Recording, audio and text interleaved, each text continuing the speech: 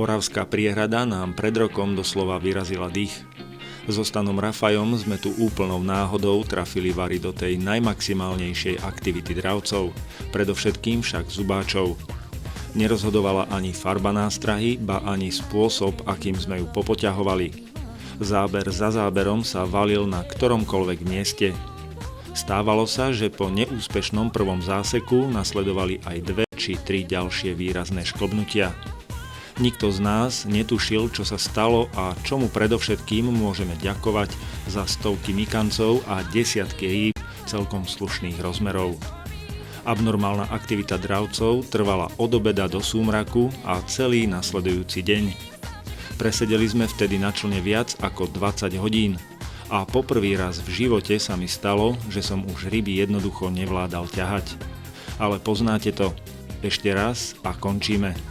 Potom prišiel záber a za ním ryba a končili sme ešte raz. Takto to trvalo až do neskorého popoludnia. Potom sme to unavení vzdali s tým, že sa sem vrátime na druhý deň.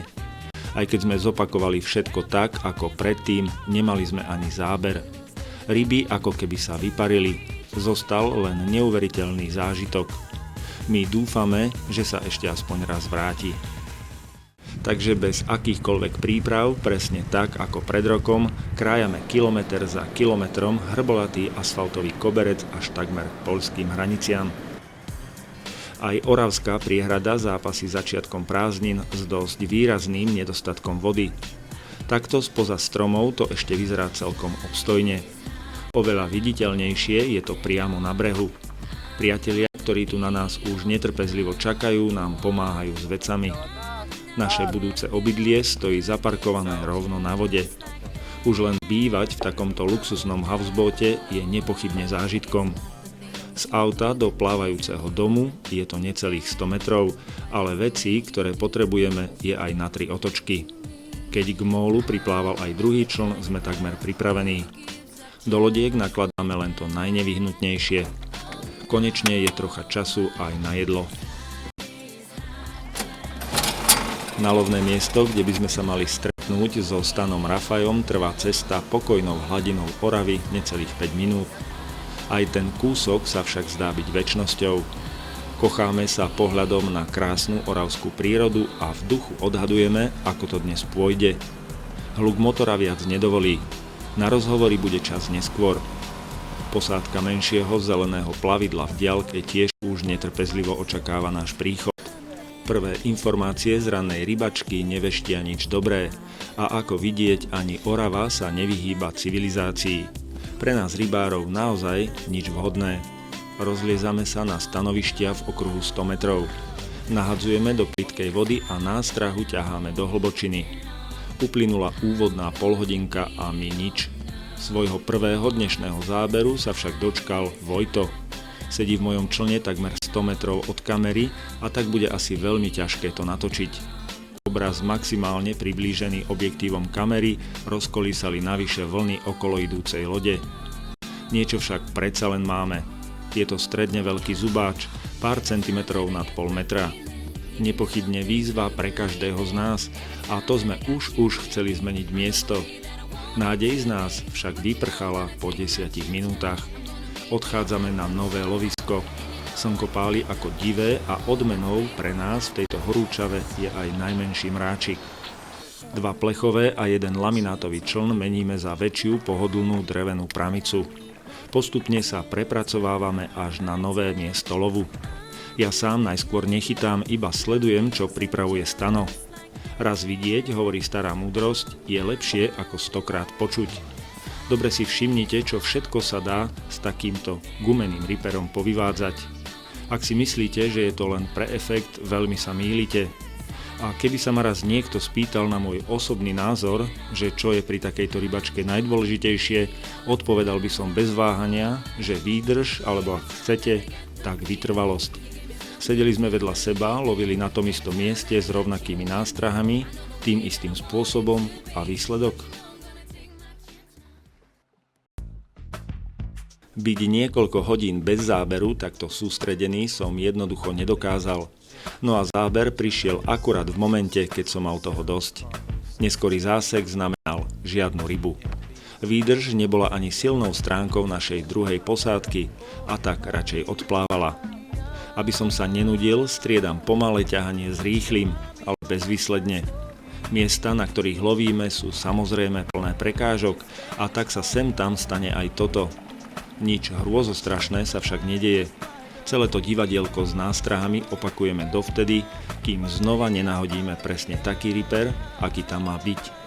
Opäť zdôrazňujem, že príprava nástrahy je do istej miery umením a experimentom zároveň. V rukách skúseného rybára môže byť totiž aj hotová umelá nástraha len polotovarom, ktorý treba najskôr dôkladne vybrať a potom upraviť. Nie chvíľu, ale poriadnu chvíľu to trvá, no nakoniec to vždy stojí za to. Až keď je ďalšia séria na svete, začíname hľadať iné miesto. Ustálená, len slabým vetríkom mierne zvlnená hladina končí až niekde na horizonte, doslova všade pod okolitými horami. No a nad tým všetkým poskakuje mrak za mrakom pripekajúce slnko. V kombinácii s pekelným sústredením by ste museli už po pár hodinách takto bezvládne naberať ďalšie sily na zbytok lovu ako ja. Snažíme sa nájsť nové lovisko. Sonar však ukazuje to najnevhodnejšie dno v hĺbke asi 14 metrov.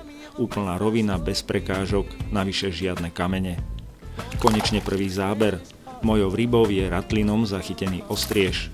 Dať ho do podberáka radšej neskúšam. Rovnako ťažké je chytiť ho do ruky bez akejkoľvek újmy na zdraví. Ten, kto mal už raz trojháčik v ruke, vie, o čom hovorím. Takto v člne sa mi to zdá omnoho bezpečnejšie. Znechutený jednotvárnym ťahaním ripera a inšpirovaný podseknutým ostriežom mením taktiku lovu. Keďže na dne budú asi aj ďalšie menšie dravce, pripínam na lanko vertikálnu umelú rybičku. Funguje to tak, že ju iba spustíte voľne pod člnom na dno a 30-40 cm popoťahujete. Smerom hore vyštartuje nepravidelnými krúživými pohybmi a po uvoľnení klesá rovnakým spôsobom dole, ako zranená alebo unikajúca splašená rybička. Vhodná je ostrá, výrazná farba. Ešte to chvíľu skúšame každý po svojom, nakoniec ale dvíhame kotvy a snažíme sa nájsť iné, lepšie miesto. Neexistuje asi ideálnejší podvečerný čas lovu ako práve tento moment. Slnko zachádza za horizont a na vodnú hladinu padá nenápadne súmrak. Na vytipované miesto už len veslujeme. Nepomáha ani to. Prichádza nové ráno a s ním opäť nová nádej. Príjemné teplo vychádzajúceho slnka, takmer čistá obloha a už niekoľko dní za sebou pomerne ustálené počasie sú predzvesťou úspechu. Sme naložení, pobalení, nedočkaví a tak opäť vyrážame na vodu. Kotva padá do hlbiny presne na tom istom mieste ako včera. Ani sa Stanovi príliš nečudujem, že mu nie je do reči. Veľmi dobre vieme, že ryby tu sú a sú aj tam, kde nahadzujeme. Provokujem ho však ďalej. Teraz sa musím sústrediť, bracho. Keď nachytáme, potom spravíme nejaký rozhovor. Slavu. A je tam. Je tam. Dobrá ryba.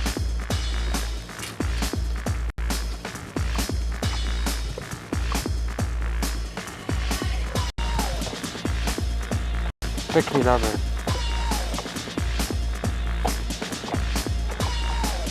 Netrpezlivo očakávame, čo sa z hlbiny vynorí.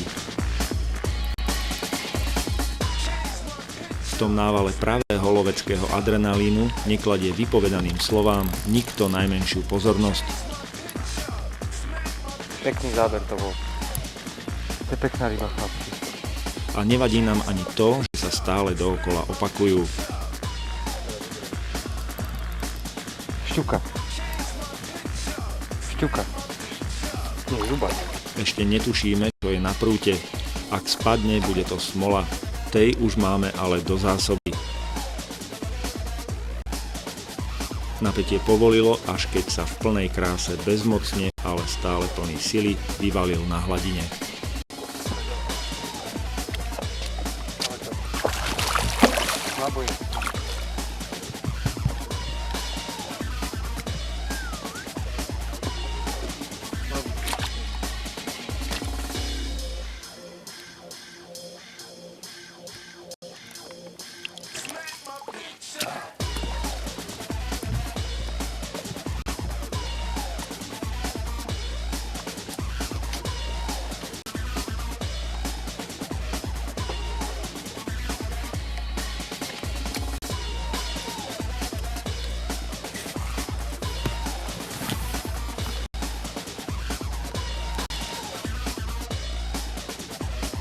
73. 73. Nádhera. Maximálne sústredenie prinieslo teda prvé ovocie a hneď v podobe nádhernej ryby. Napätá atmosféra lovu povolila. Všetci sme razom veselší a takto okamžite zneužívame. Bol tam.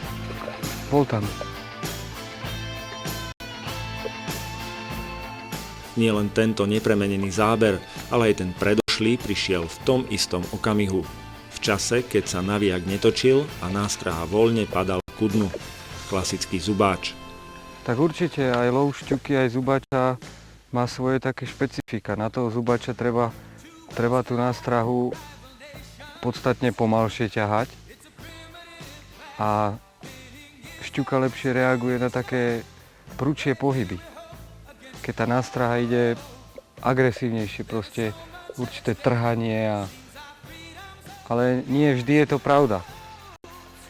Mnohokrát aj takýmto spôsobom chytím šťuky.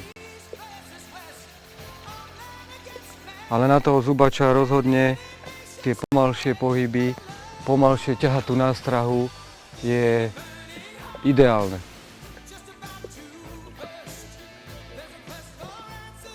Veľkosť nástrahy neovplyvňuje veľkosť ryby, ale dôležité je to tú nástrahu určiť podľa toho, aká je ich momentálna prirodzená potrava. Čiže ak je veľa plôdika a tie zubače ho požierajú, tak rozhodne sú úspešnejšie menšie nástrahy. Ale nie vždy je to pravidlo. Čakáme na ďalší záber. Kladieme zvedavé otázky a dostávame zaujímavé odpovede. Tak rozhodne pre úspešný lov je najdôležitejšie nájsť to správne miesto. Potom samozrejme zvoliť správnu nástrahu a správne ju ťahať. To je za ďalšie. No a samozrejme dôležité je správny čas. V prípade zubača ja mám najlepšie skúsenosti, aj tiež to není vždy pravda, ale väčšinou takto skoro ráno, keď stupne hmla, tak vtedy je dobré. No a pri západe slnka. Ale mnohokrát sa mi stalo, že na pravé poludnie, keď bolo najväčšie teplo, tak zubače išli. A veľmi dobre. Akokoľvek sa snažíme loviť ryby, ani dnešný deň a prvé zábery nenasvedčujú tomu, že by šlo opäť o ten povestný deň D. Rozhodne také situácie, kedy ten zubač ide ozaj, že keď je veľmi aktívny na tieto nástrahy, tak rozhodne to nie je každý deň. A rybár takéto rybačky zažije ozaj raz, dvakrát do roka, keď sa mu to podarí vystihnúť. Aj keď tie zubače sú takto aktívne, určite viackrát do roka. Zhoda i dobrého tlaku, proste počasie im vyhovuje. To by som akože radil ako medzi takú prvú vec. Že proste je tam.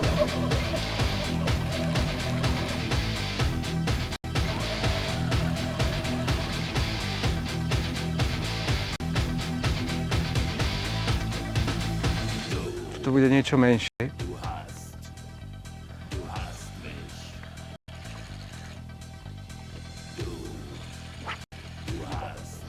Keď to odpadol. Zastavme stanové rozprávanie a pozrime si ten záber opäť. Je to v tom istom okamihu. Nástraha klesá ku dnu a reakcia musí byť veľmi rýchla a razantná. Všetko bolo tak, ako má byť, ale prečo?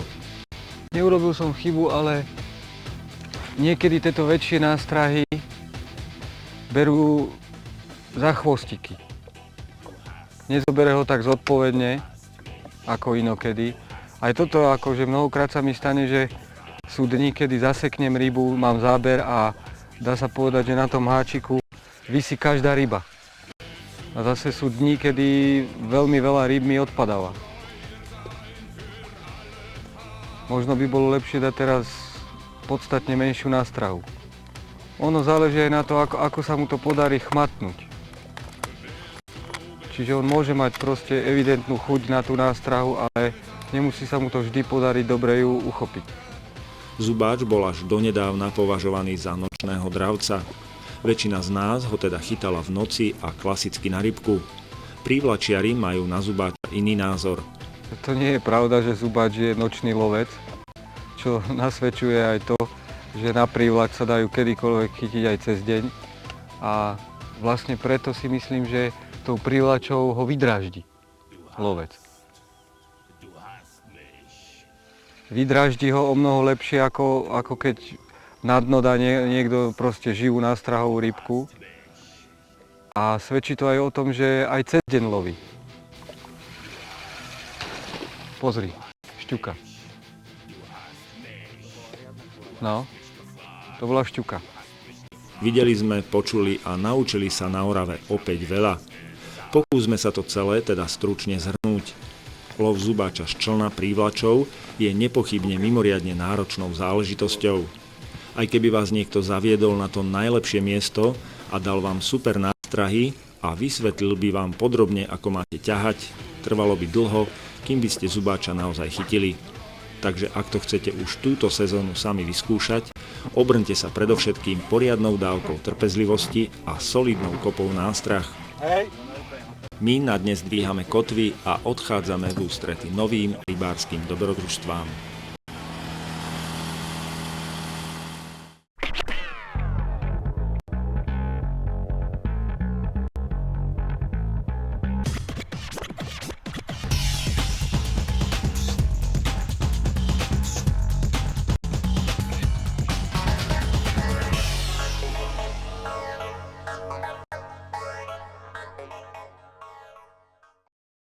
Koncom júna sme zavítali na kanál Váhu do Maduníc. Tento raz sme však neplánovali chytať, práve naopak. V úlohe divákov sme sledovali výkony najlepších slovenských a českých plavačkárov. Na majstrovstvách Slovenska sa ich v kategórii kadeti, juniori, ženy a seniori stretlo takmer 80. Váh a najmä tunajšie ryby pretekárov a divákov nesklamali ani tento raz. Bolo sa naozaj na čo pozerať. Stačilo len chvíľu pozorovať a ľahko ste sa mohli podučiť mnohým fintám. Tento pretek bol navyše nepísanou generálkou pred majstrovstvami sveta. Tie sa v Maduniciach uskutočnia už o necelé 2 mesiace a pricestujú na ne doslova majstri športového rybolovu. Nebudú medzi nimi chýbať ani naši reprezentanti. Tí sa aj posledný júnový víkend snažili na Váhu obstáť v medzinárodnej konkurencii čo najlepšie. Titulom majstra Slovenska v kategórii seniory sa však tento rok bude píšiť Jan Heidenreich z týmu Milo Loštice. Na chrbát mu ale po oba dni dýchal Rastislav Dudr z Trabuco týmu Slovakia. Tretie miesto si vychytal Milan Kabát z Genexu Dunajská Lužná. Aj v ženskej kategórii poputuje titul majsterky Slovenska za rieku Moravu. Zaslúžene ho získala Diana Florichová z Hradca Králové, ktorá z Váhu vytiahla takmer 12 kg rýb. Tituly z tohtoročných majstrovstiev zostali doma len vďaka juniorovi Petrovi Hanzelimu z Prešova a Attilovi Trajdlovi zo Štúrova, ktorý dominoval medzi kadetmi. Najúspešnejším družstvom sa na tohtoročných majstrovstvách Slovenska stalo kvarteto z Loštíc pred Zbrojníkmi a Genexom Dunajská Lužná.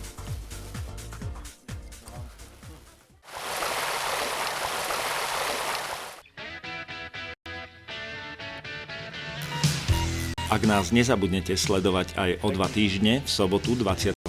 júla, dozviete sa, čo platí na kapitálne kapry. Od začiatku sezóny sme navštívili viacero lokalít a snažili sa nájsť odpoveď na otázku, či je výhodnejšie chytať z brehu alebo vyvážať. Podarilo sa nám pritom nasnímať ryby, o ktorých väčšina z nás len sníva. Príkladom môže byť tento 17-kilák, chytený na bojlis na jednej neveľkej vodnej nádrži na strednom Slovensku.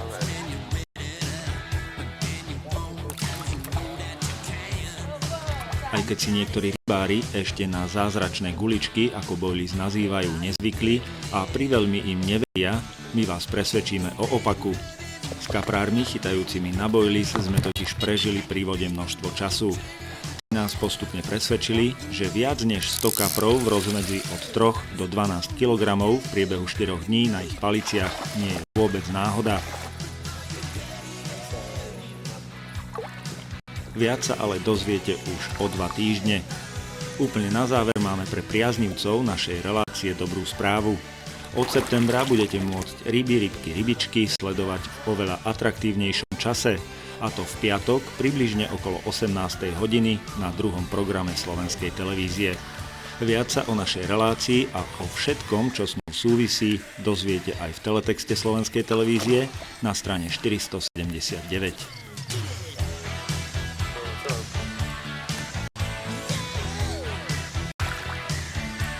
Ja vidím, že ideš